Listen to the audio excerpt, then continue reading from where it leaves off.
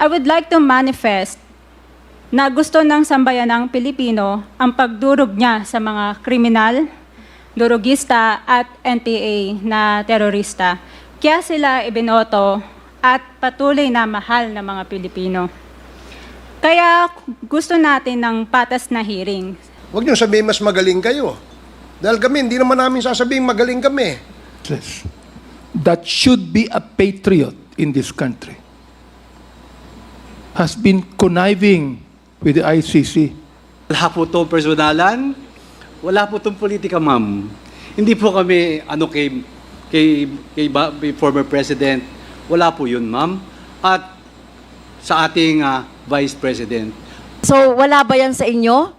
Karamihan diyan mga kabataan na walang kamalay-malay na naging biktima, Mr. Chair, ng ng mga karumal-dumal na mga pagpatay sa panahon ni President Duterte. I know idol mo si former President Duterte, Mr. Chair, idol ng ating colleague dito, kahit na yung ating Vice President. Pero dapat po, ang tingnan natin dito ay yung kapakanan, lalong-lalo na yung ating mga kabataan.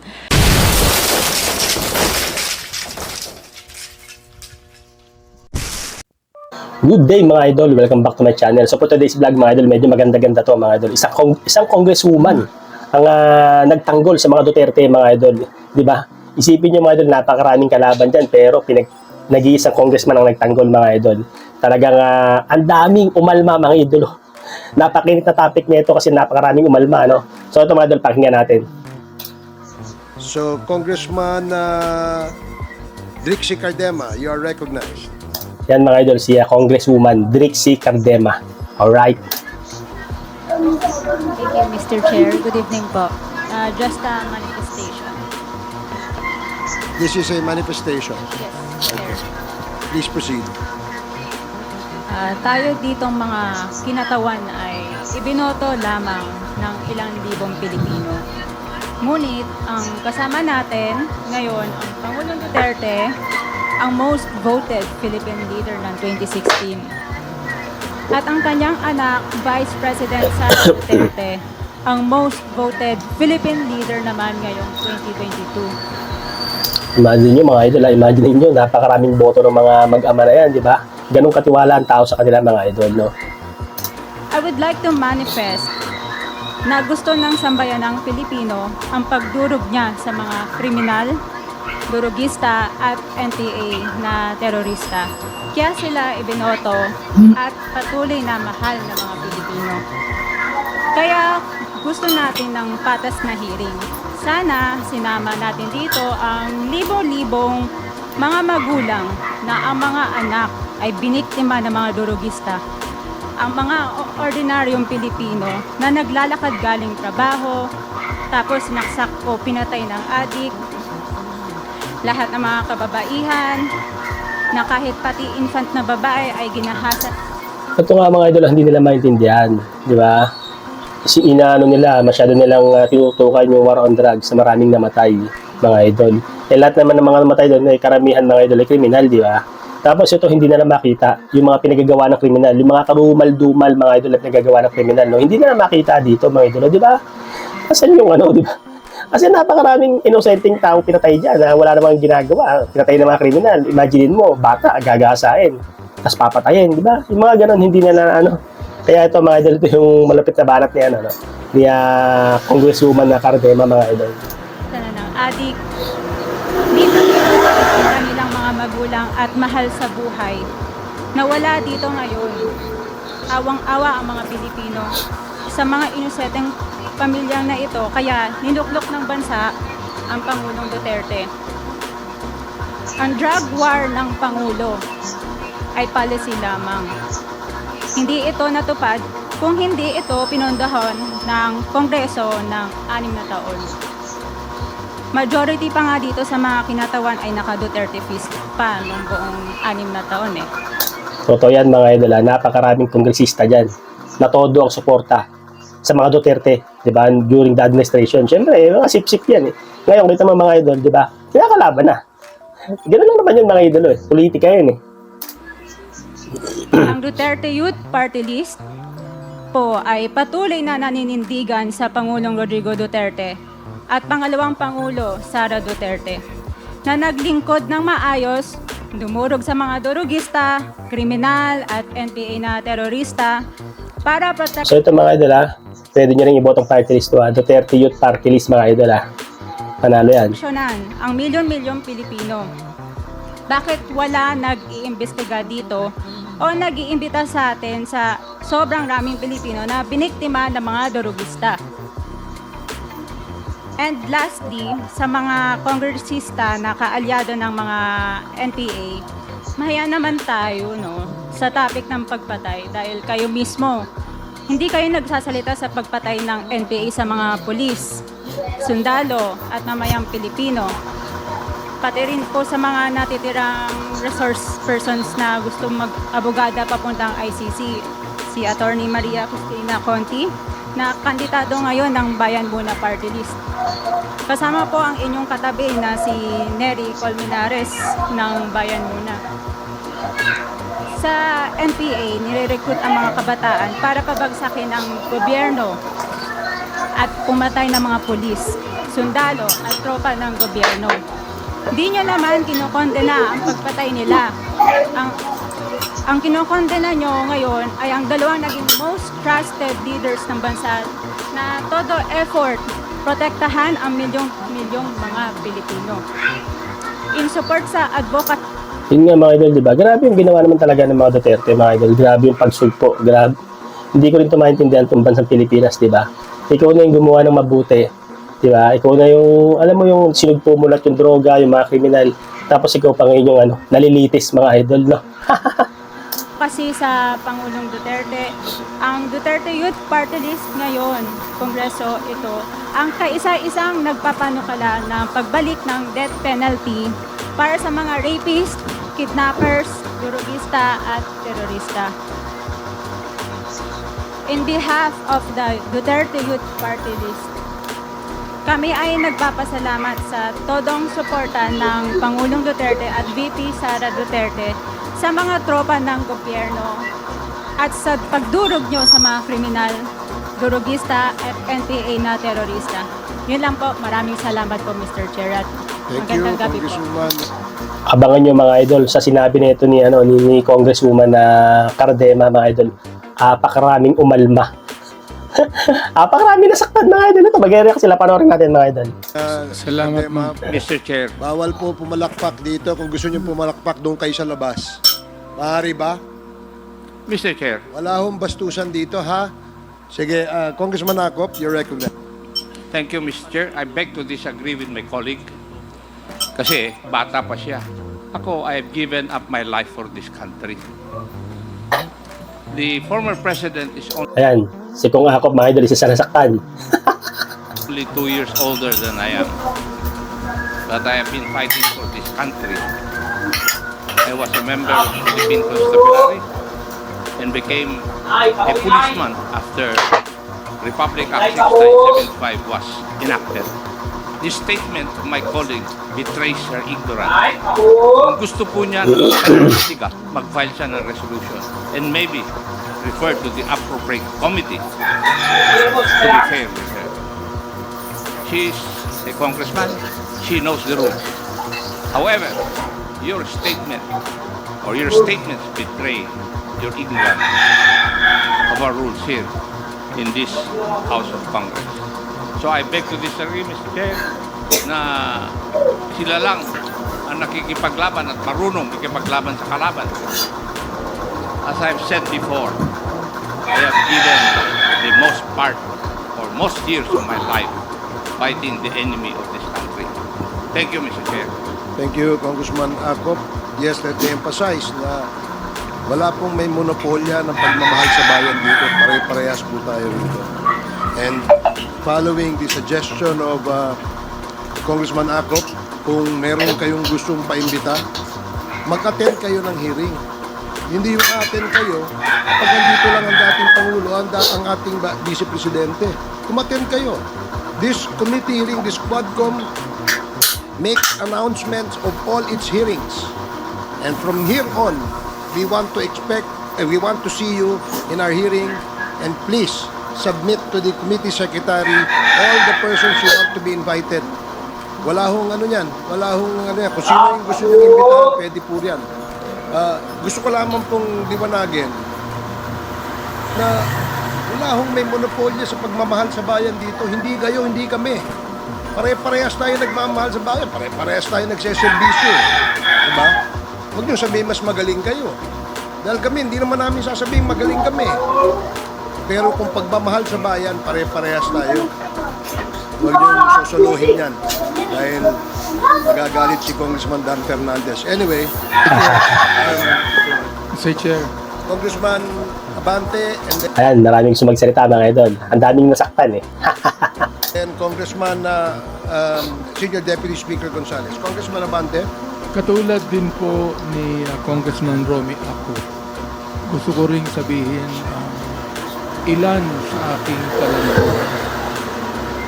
1986, Mr. Chair, muntik nang bumagsak ang Pilipinas sa NPA. Mayroong 37,000 na armed NPA sa bansa. Mayroong 5 million na mass support ang NPA. That was 1986. Kinausap ko ang dating chief si FBI upang ang aming grupo ay makipag-ugnay sa CRS upang labanan namin ang MPA saan man sila naroroon. Bilang isang Napakatapang naman pala ni Congressman Abante, mga idol. Ito yung history Pakinggan natin mga idol. religious leader, wala po kaming dalang armas. In fact, kami po ay nag-create ng grupo na ang tawag confrontational evangelism. Nang ibig sabihin nun, habang NPA ay naghahasik ng lagim sa mga bayan, kami naman ay nagtuturo ng Biblia at ng tunay na kalayaan sa bayan. Ako din po ang isa sa mga nag-suggest kay FBR nung araw na magtayo ng isang civilian force na magiging kasama ng armed forces. Naging pangulo po sa FBI. Kasama po ako doon. Naging konsyal ako ng Maynila. Nandiyan po si Atty. Bebot Bello.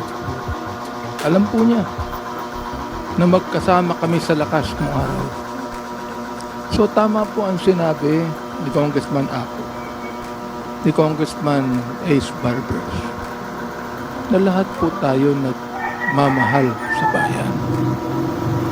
Kaya nga, itanong sana dito kay Senator Trillanes if he is working for the ICC. Are you working for the ICC, Mr. Chair? Hindi po, You are not. hindi po, Mr. Chairman. But you are connected with the ICC.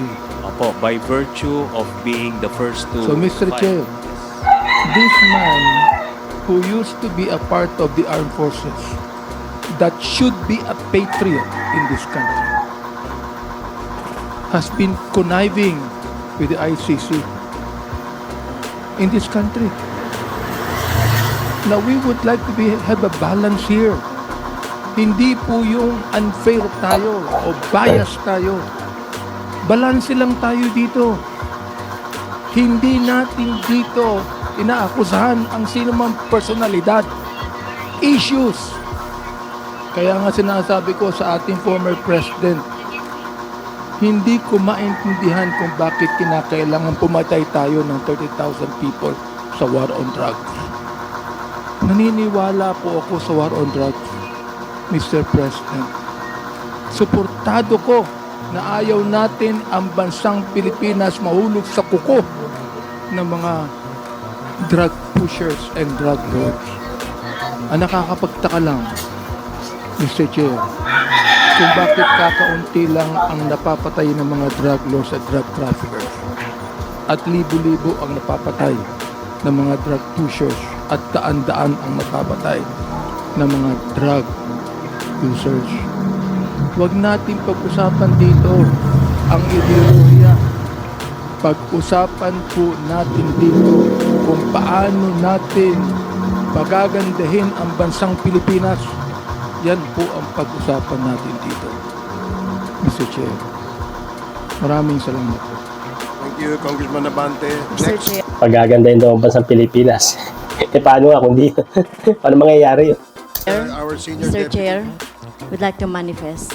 Yan na. But before Okay. I recognize you, I will recognize Senior Deputy Speaker Dong Thank you, Gonzales. Mr. Chair. Thank you, Mr. Chairman. My dear colleagues and the former President, our Vice President, for the information of our colleague, Congresswoman Ordenas, ang tanong po, bakit nandito po tayo ngayon?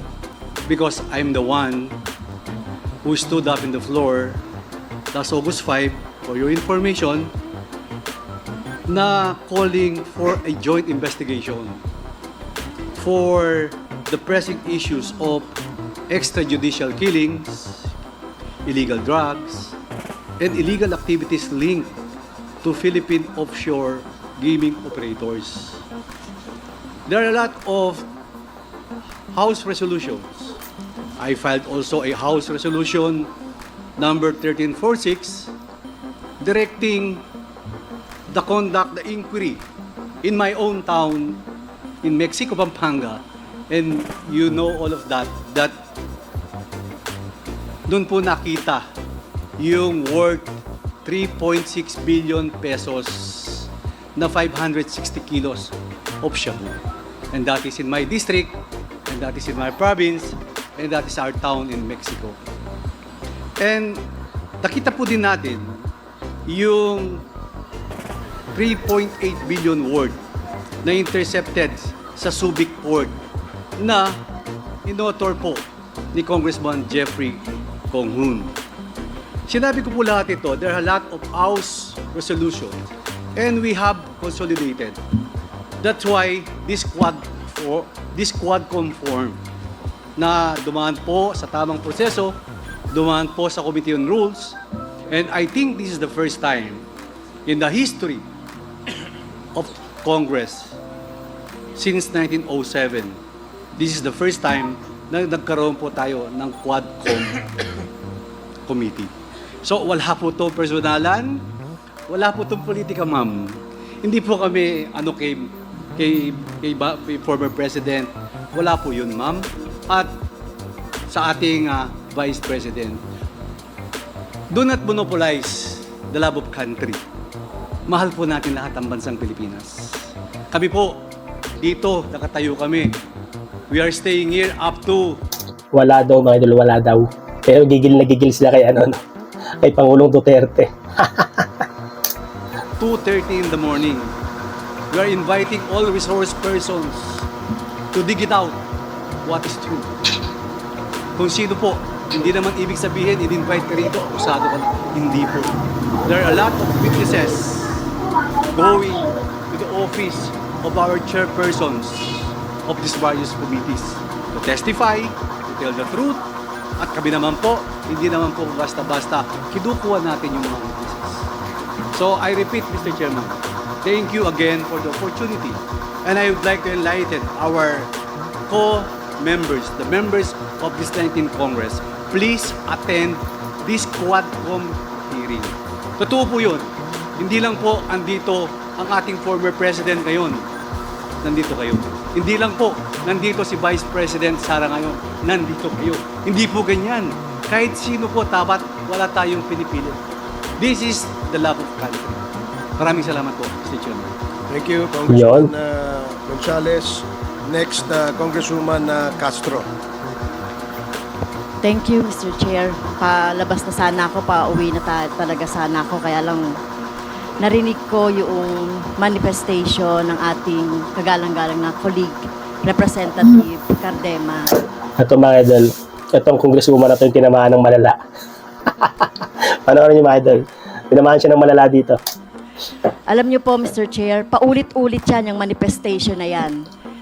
3 beses ko na yung narinig na paulit-ulit laban sa mga NPA, laban sa mga progresibong grupo, laban sa mga party list ng mga progresibong kagaya namin. At yung mga tinutukoy niya siguro ay kami yon, no? At talagang nakikita naman natin, ano ba talaga yung intensyon, no, ng mga ganitong manifestation. Ito ginagawa natin ito tulad ng sinabi ng ating chair at SDS. Panglabing isang araw na natin itong ginagawa, no? Nagpupuyat tayo dito, nagpapagod, hinahanap ang truth, etc. Para lang makita natin, 3,000 ang napatay, more or less, sa panahon ni President Duterte na EJK. So, wala ba yan sa inyo? Karamihan dyan, mga kabataan na walang kamalay-malay na naging biktima, Mr. Chair, ng ng mga karumal-dumal na mga pagpatay sa panahon ni President Duterte. I know, idol mo, si former President Duterte, Mr. Chair, idol ng ating colleague dito, kahit na yung ating Vice President. Pero dapat po, ang tingnan natin dito ay yung kapakanan, lalong-lalo na yung ating mga kabataan. No? Kaya po, at isa pa po, Mr. Chair, hindi natin pinapayagan sa ating committee yung pag-disrespeto sa ating mga resource person. Narinig ko rin na binabanggit yung mga pangalan ng ating mga resource person na nandito. So dapat po igalang natin yung rules kung gusto nating makatulong at gusto nating magtrabaho dito sa Kongreso. Kasi ito naman talaga yung sinumpaan natin, ito naman talaga yung mandate sa atin. Ay tumulong na lang kayo, no? Tumulong na lang kayo. At hindi yung ganito, tama yun, maghain tayo ng resolusyon para kung gusto nating may ma-resolve na problema, like yung problema halimbawa ng patuloy na armadong pakikibaka, bakit ba merong mga armed struggle? Nilulutas natin yan hindi sa madugong paraan, hindi sa militarisasyon. Kaya nga tayo ay nagkakaroon ng peace talks, di ba? Dapat magkaroon ng peace talks at hindi ito, na militarization yung ating laging iniisip at laging sinasabi natin na terorista si ganito at si ganon. So, Mr. Chair, Tinamaan siya naman mga idol, kaya yung napakahaba ng sinabi. pasensya na po kasi nagiging irrational, yung mga ganitong mga statement ng ating colleague. Pasensya na, with due respect. Sana hindi na maulit ito at aasahan natin, tama po, aasahan natin sa mga susunod na mga hearings si Representative Cardema na tumulong siya sa atin sa paghahanap ng truth dito sa ginagawa natin sa Quadcom at sa iba pang mga hearings, Mr. Chair. Thank you. Maraming salamat, Congresswoman Castro.